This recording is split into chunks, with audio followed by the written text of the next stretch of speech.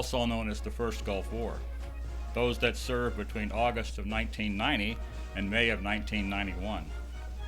Today, we're specifically honoring the veterans who have served since September the 11th, 2001, and those still serving in what will be known as America's longest war, the global war on terrorism.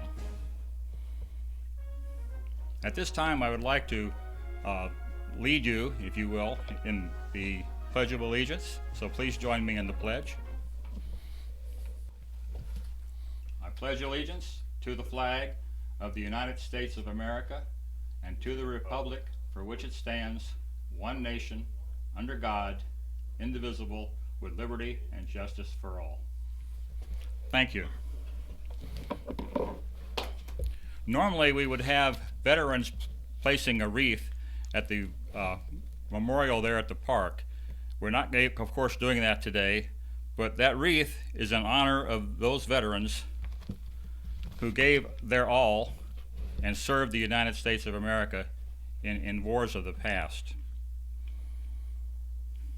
The laying of the wreath, those rifle volleys, the playing of taps is to honor and remember those veterans of Carroll County who took the oath to defend the Constitution against all enemies, foreign and domestic. So we're not doing that one today, but virtually, imagine the ceremony taking place. It's quite a honorable ceremony, very meaningful, and we try to do this every year. September the 11th, 2001, a day most of us remember like it was yesterday, is right there with December the 7th, 1941, as days we Americans will never forget. As much of the nation was starting the day on the morning of September the 11th, 2001, 19 terrorists attacked 4 East Coast flights, crashing 3 of the airplanes into targets in New York and Washington, D.C., with the 4th plane slamming into a field in Pennsylvania after the passengers fought back. In the end, 2,977 died, making it the deadliest attack on U.S. soil in history. The Al-Qaeda-led attacks prompted President George W. Bush to declare a global war on terror military campaign, in which he called on the world leaders to join the U.S. in its response. On September the 12th, 2001, President Bush addressed the nation, declaring war and stating, "The United States of America will use all of our resources to conquer this enemy. We will rally the world, we will be patient, we will be focused, and will be steadfast in our determination. The battle will take time to resolve, but make no mistake about it, we will win." On October the 7th of 2001, airstrikes by the United States and Great Britain are launched in Afghanistan at Taliban and Al-Qaeda training camps and targets. Moving on to October the 19th and 20th, 2001, the ground war begins. Special forces striking in Kandahar, and in the coming weeks, Britain, Turkey, Germany, Italy, the Netherlands, France, and Poland all will announce they are deploying troops to Afghanistan. On March 19, 2003, U.S. and coalition forces invaded Iraq. We as a nation were in it for the long haul. The war on terrorism was a multidimensional campaign of almost limited scope. Its military dimensions involved major wars in Afghanistan and Iraq, covert operations in Yemen, elsewhere large-scale military assistance programs for cooperative regimes, and major increases in military spending. Its diplomatic dimension included continued efforts to construct and maintain a global coalition of partner states and organizations.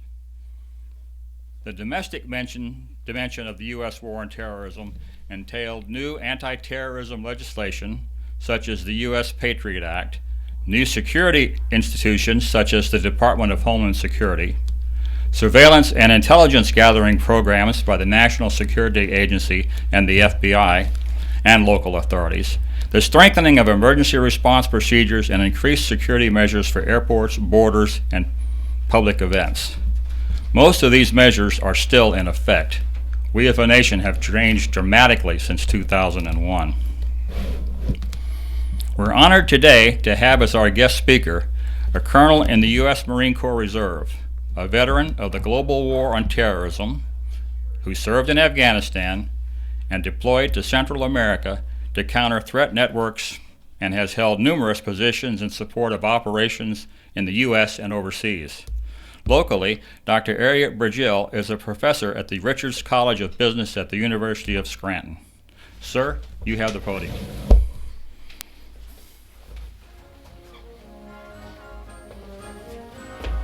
All right, sir, thank you so much for having me. Thank you for WLBB for allowing us to come here and as was stated, sometimes we have to adapt and overcome. As much as we can control as Marines, we can't control the weather. So that is what we have to do. I do want to thank everyone that showed up as well. It was extremely motivating to park, and it's pouring down rain, and there's all these veterans from all these different wars, ready to be there and show their support. So thank you very much for that. I've come to this event numerous times, and it's always done exceptionally well. So I was looking forward to doing this, and I brought my wife and daughter and my family had come to support me, and they're actually here now. So thank you for that. I was asked to speak about my experiences on the with the global war on terrorism. And having been to this event a number of times, I will say I've always been extremely impressed by the guest speakers with their experiences and their background. And so I was very humbled and a little taken aback about this invitation because my experience was different. It was different. But what I've learned in my 20 plus years of the Marine Corps is that we all have different experiences in the military, but we've all served and we've all sacrificed. And I just want to talk briefly about that. I'll definitely condense my remarks, but I did want to at least express those things. When I talk about service, that's hard to explain to some of those individuals that haven't had the privilege of serving. I often think back to an experience I had about a year ago when I was getting my hair cut downtown at Little Jim's Barbershop, and I was sitting there, and there's all these veterans' hats hanging on the wall. And I thought it was kind of unusual that so many veterans forgot their hats at the barbershop. But I mentioned something to the young lady, and she said about a week ago she had one, and she was cutting some gentleman's hair, and he made a comment about the hat and said, I just never get what these veterans think we owe them, why they think we have to thank them. And she said, she bit her tongue and cut his hair and took his tip money and ran off to Robinson Salvage and bought every veteran's hat she could and hung them on the wall. And so, as I thought about that and reflected on that, when you first hear about it, you get a little fiery and you're a little upset, and then you have to take a step back and, actually feel sorry for this individual for never having the opportunity to serve. And why should he when, it's just 1% of the country. 1% of us have worn the uniform and raised our hands and said, we're there. We're stand at the ready. It's something that we've done because our fathers have done, our grandfathers have done. It reminds me when the Chief of Staff, former Chief of Staff, General John Kelly, he was a 3-star when his son died in Afghanistan, and he received a letter from a retired Marine general that said, "Service to and sacrifice for the nation have become a legacy affair for a relatively small number of families." And how true is that? As we have joined and worn this uniform because somebody before us in our family has, and now some of us have sons and daughters that are doing that as well. So I followed in that legacy, and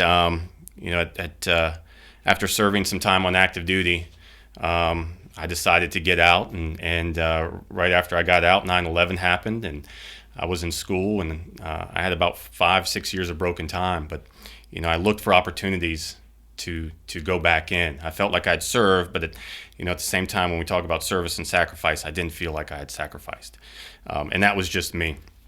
So I went back, and 39 years old, found an opportunity to deploy to Afghanistan as the socioeconomic development officer, and it was one of those opportunities where I felt like it fit me as a professor at the University of West Georgia. I was responsible for going in and working on the economic infrastructure of locals. And so I'd work with entrepreneurs and business leaders and mayors and local leadership in trying to build that infrastructure. I did a couple of tours in Marja and Nowzad, and I'd go out and work. And I even did, I remember doing a SWOT analysis which I've done at University of West Georgia numerous times, and it's, strengths, weaknesses, opportunities, and threats. And I did it with some locals there, and I remember getting some of the threats back that said, death, kidnapping, murder. But regardless, these are individuals that just wanted something better for themselves, and they worked hard to do that. And as my experiences there grew, I realized something else. I realized that, I worked with engineers and intel and infantry and British and Italians and so many different services. And one of the things I started to realize that everyone was an integral part to the ultimate mission. And everyone experience there was different. But they all served and they all sacrificed. And it's something that I started to realize that, we all have different ways of contributing to the ultimate mission, but we're all integral parts to make it happen. So when I talk about that, I often talk about sacrifice. And when I say sacrifice, again, I won't stand here and say I've sacrificed more or less than anyone else. We all know those that have paid the ultimate sacrifice. But we have all paid some sort of sacrifice.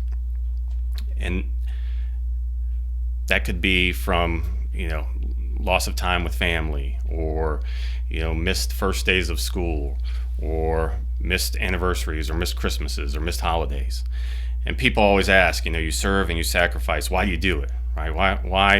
Why do we sacrifice that way?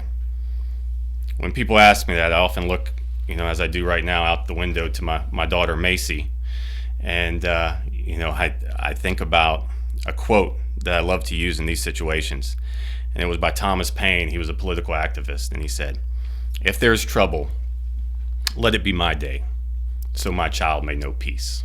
Right? Let it be our day, so that our children should know peace. And I think about that, and I think that that's probably the same thing my dad thought. That's probably the same thing my grandfather thought. The same thing my great-grandfather thought. The same thing the veterans of Vietnam and Korea and World War II and Desert Storm and all the other wars. It's what they all thought. Not in hopes of war, but in one day hopes of peace. And whether they were, as was stated earlier, whether they, served this country in times of war, or served it in times of peace, that's all they hoped for. And they still deserve our thanks. So I really just want to leave you with three things, on this Veterans Day. The first is, this day is about you. This day is about you as veterans, and you deserve thanks. It's different than when my dad came back from Vietnam and he was told, make sure you don't wear your uniform and make sure you don't tell anybody that you served, right? We've come a long way, and that's, rightfully so, and you did deserve all the thanks in the world. But I often think about those that helped me serve, like my wife and my family. These are things I couldn't have done without them.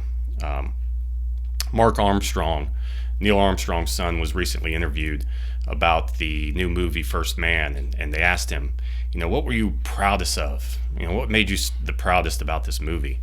And the reporter, fully expecting something about, my dad finally getting, the young sung hero that he is, or the hard work he did, and he looked back and he said, I'm just glad my mom finally got the recognition she deserved, right? And you could tell the reporter was kind of taken aback, and he said, you have to understand, when my dad was in trouble, he had the smartest people in the world, and he had the best technology in the world to help him. He said, when my mom was in trouble, she had nobody. He said, but yet she was the one that held us together. She was the one that enabled us to do what we had to do. So think about those that helped you serve as well. The second thing is, we all know those that have served, and we all know those that have sacrificed, but for some reason feel like they don't deserve an equivalent thank you, right? This is about them as well. I have a very good friend back home who did 3 years in the Air Force, and I'll call him up every Veterans Day and thank him for his service, and he's like, I really didn't do anything, right? This day is about them. Their experience was different, but they served and they sacrificed, and they deserve our thank you. And then lastly, during the times of COVID, as I'm still in the reserves, every month I get a list of questions that I have to answer about who I've talked to and where I've been and what's my temperature and do I feel okay. And then I go to the drill center and go through all those questions again, and they take my temperature. All rightfully so. I mean, this is all what we should do. But one of the things I think about is, we focus a lot on the physical wellness of our Marines and sailors. And so last month I wrote an email to the entire regiment and I said, thank you for your diligence, thank you for your persistence, thank you for preventing the spread of COVID. It's important. I said, but just to put things in perspective, I said, as of yesterday, we've lost 9 service members to COVID, active duty, reserve, all the services, all the branches, which is 9 too many. But on the other hand, since June 30th, 2020, the first 6 months of this year, we've lost 303 to suicide, right? So this war has taken a toll on us and it continues to take a toll on us. And it's something that we need to focus on. And I said, if we just put some of that effort that we focus on the physical aspects to the mental wellness of our Marines and sailors and all our service members. So again, maybe we know somebody, that we could just ask, rather than just what's your temperature and how are you feeling, but how are you doing, right? How are you doing? So with that, I wanted to kind of shorten my remarks given the situation, but at the same time, I still wanted to address a few of those issues. And most importantly, I wanted to say thank you. I mean, I'm humbled to be here and to represent the veterans and speak to the veterans. I was very honored to meet some of the veterans at the memorial today. There were generations, the Adams brothers and others who had served so bravely, right, for us to have the freedoms that we do now. And so, yeah, I carry a lot of titles, as was said in the bio, but one of the ones I'm most proud of is to be a veteran, to stand next to you, all of you, and say that, I've served. So thank you. I hope you have a truly wonderful Veterans Day, because undoubtedly you deserve it. Thank you very much.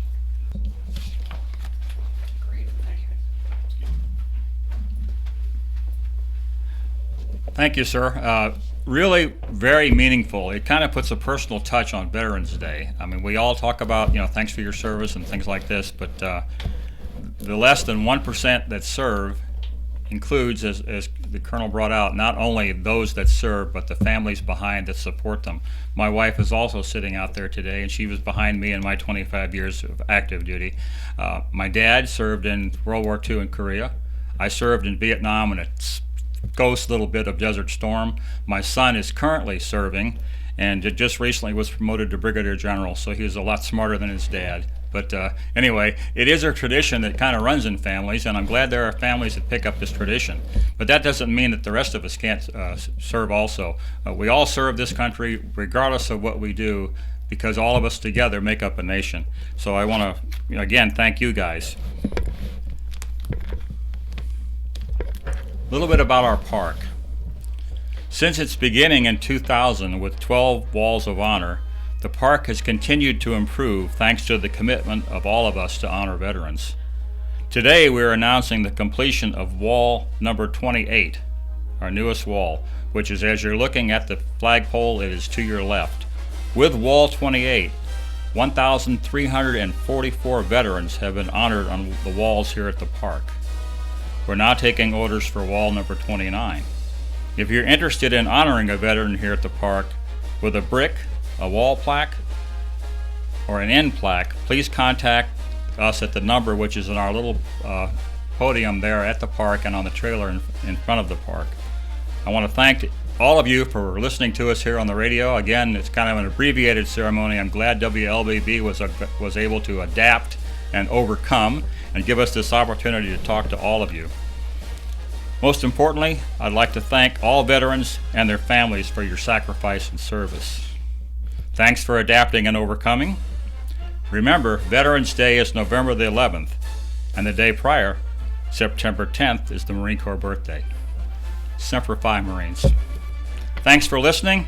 Be safe, be careful, as today we're going to get through this pandemic challenge. Again, thank you very much, and we'll look forward to seeing you on Memorial Day out there at the park for one of our great ceremonies. Thanks to this community. Thank you.